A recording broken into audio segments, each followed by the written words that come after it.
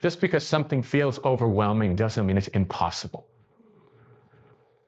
Just because something feels like a catastrophe doesn't mean it's the end of the world, because that's what pressure does. It magnifies everything. But if you can strip away the exaggeration, if you can separate what's real from what's emotional, you put yourself back in control. Now, the second key to thinking clearly under pressure: reduce the complexity. Because when pressure kicks in, the mind starts racing.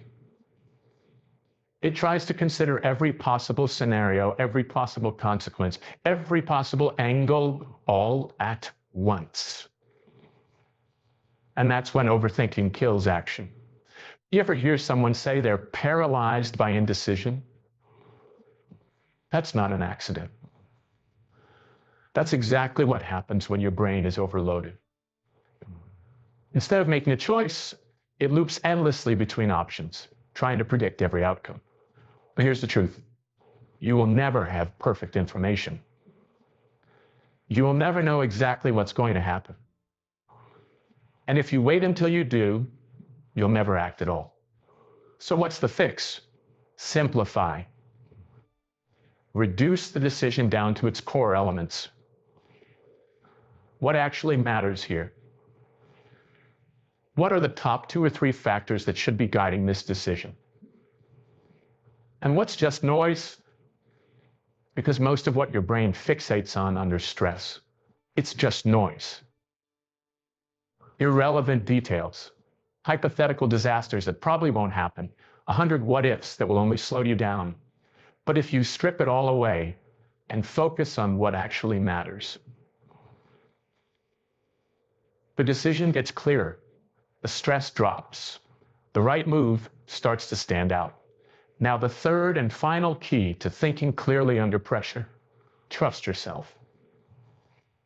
Because even if you do everything right, slow things down, strip away emotions, simplify the choice, you will still have doubt. That's what pressure does. It makes you question yourself. But here's the thing: if you've done the work, if you've thought it through, if you've prepared for moments like this, you already know what to do. The only thing left is to execute. And that's where most people fail.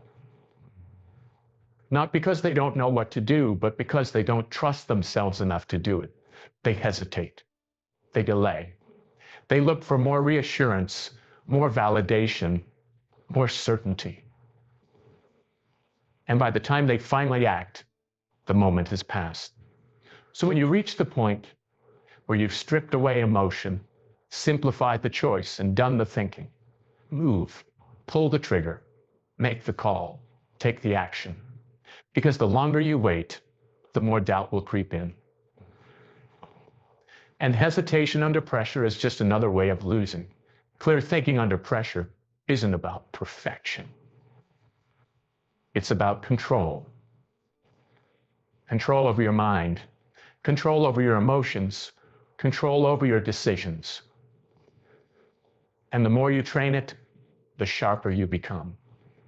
Because while most people let pressure cloud their judgment, you will be the one who sees everything clearly. Next, building mental toughness for high-stakes decisions. Pressure is not just about the situation, it's about how you handle it.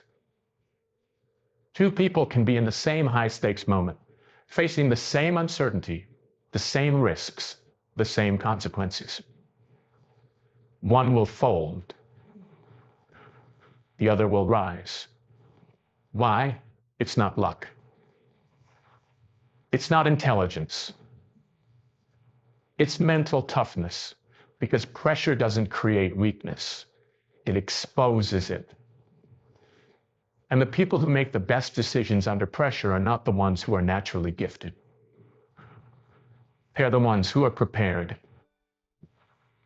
The ones who have built the kind of mental toughness that allows them to keep moving forward while others break down.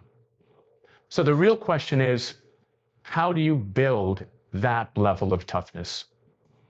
The first thing you have to understand is that mental toughness is not about being fearless. It's not about being immune to pressure. It's about knowing how to function in the middle of it. People who are mentally tough don't lack fear. They've just trained themselves to act despite it. Because here's the reality. Fear isn't the problem. It's hesitation. It's panic. Letting fear control the decision instead of using it as fuel. That's the real issue. Every person who has ever made a tough decision under pressure has felt fear. The difference is what they do with it.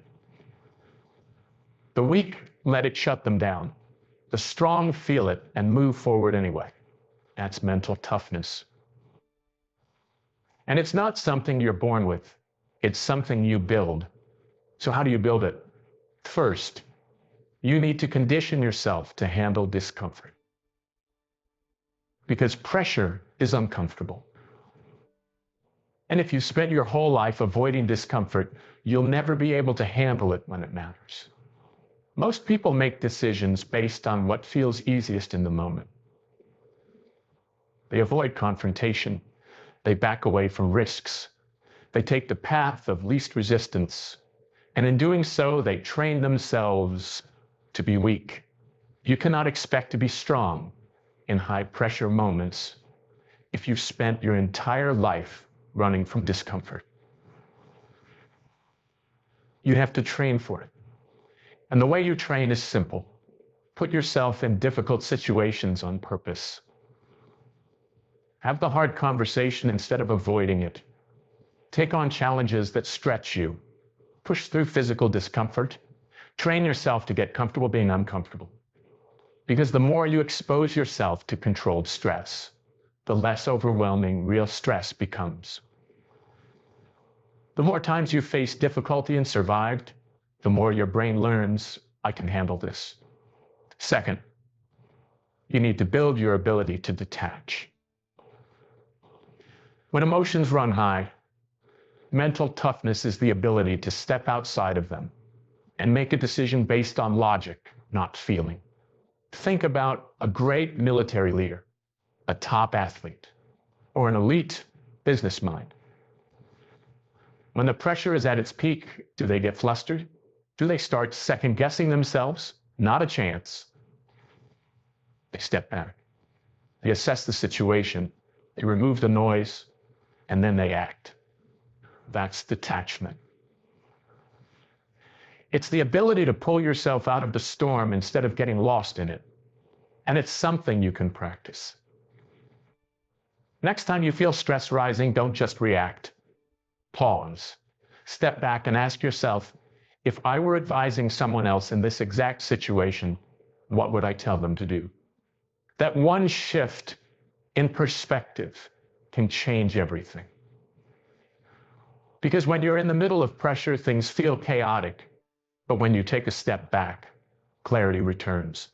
The third piece of mental toughness, trusting your preparation. Because when the moment is critical, you will default to your training. You ever notice how top performers don't hesitate when it's time to execute? It's not because they have some magical ability. It's because they've put in the work. They don't need to overthink it because they've trained for this moment 1,000 times before. The problem is most people don't train. They just assume they'll figure it out when the time comes, but when the time comes, they panic. That's why preparation is key. If you want to make the right decision under pressure, don't wait for the moment to arrive. Start training now. Train yourself to stay calm in difficult situations. Train yourself to push forward when you feel fear. Train yourself to be comfortable in high-stress environments so that when the pressure is on, you're not figuring it out for the first time. You're just doing what you've already practiced. Because the worst time to prepare for pressure is when you're already in it. The work has to be done before the moment comes. Mental toughness is a choice. It's a habit. And if you build it, pressure will never control you again. And one of the most important things you must learn to do is executing under pressure, turning decisions into action. At the end of the day, none of this matters if you don't execute. You can have the best strategies. You can have the clearest thinking. You can be calm under pressure. But if you can't pull the trigger when it counts, none of it means a thing. Because making a decision is one thing, acting on it is another. And when the moment arrives, when the clock is ticking, and there's no more time to analyze, you either move or you freeze. That's what separates the people who win under pressure from the people who fold. They don't just decide, they execute. But here's where most people go wrong. They get caught in hesitation. They second guess themselves. They wait for perfect conditions.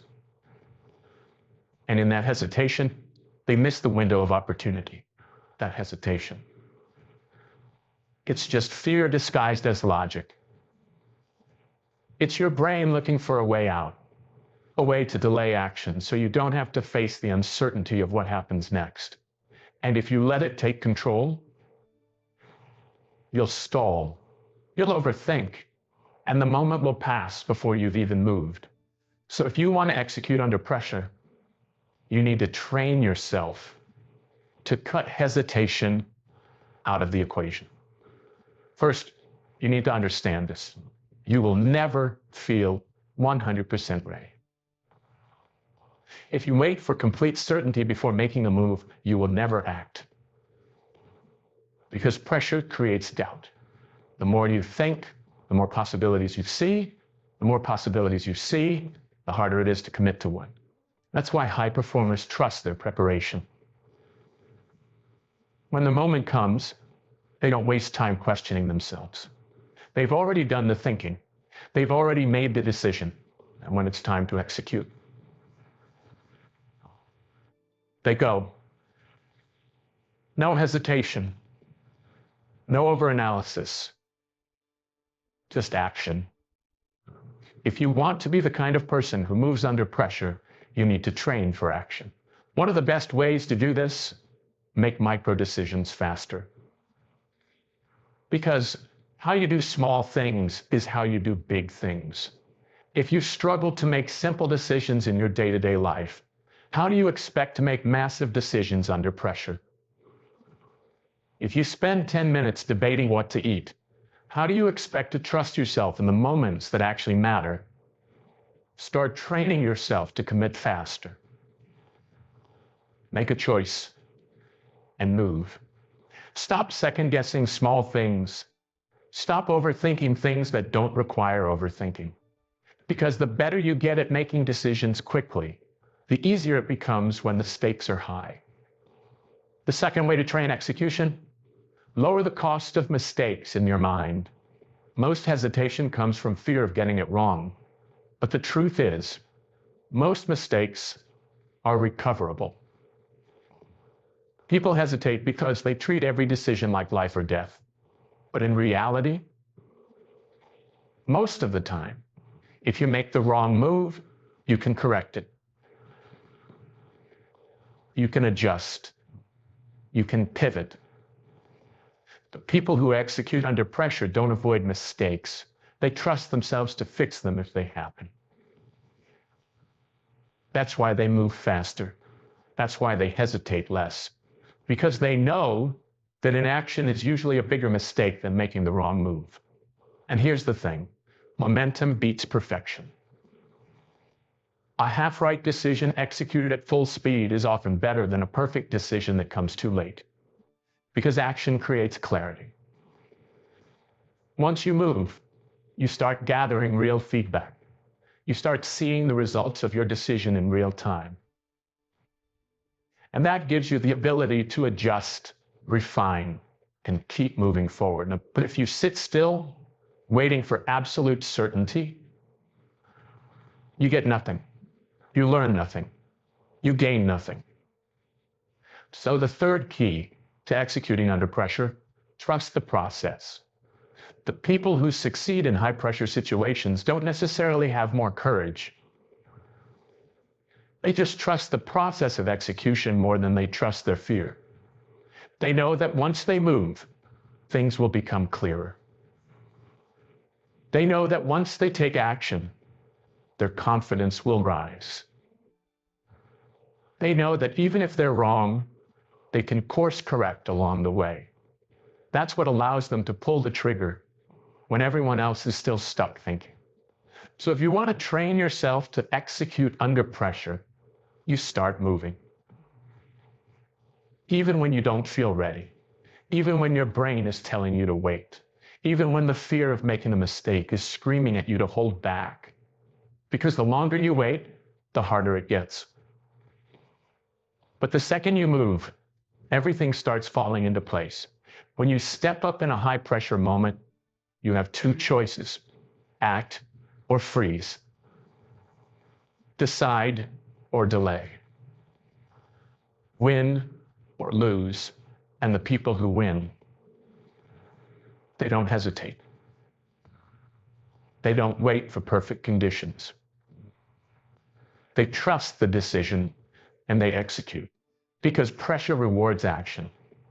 Everything we've talked about comes down to one thing: control.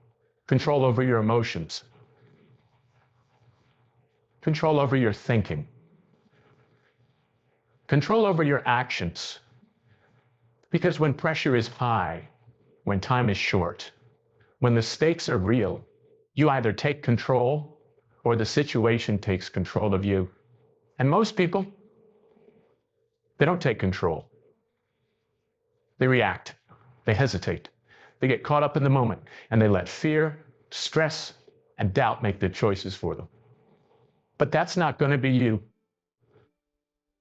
Because now you know what it takes to make the right decisions under pressure. You know how to slow the game down so that you don't get caught in the rush. You know how to separate emotion from logic so that your choices aren't driven by fear or frustration. You know how to simplify the decision so that you don't get stuck overthinking. And most importantly, you know how to execute. Because at the end of the day, all the strategy in the world means nothing if you don't move when the moment demands it. So what does all of this mean for you? It means that pressure is no longer a problem.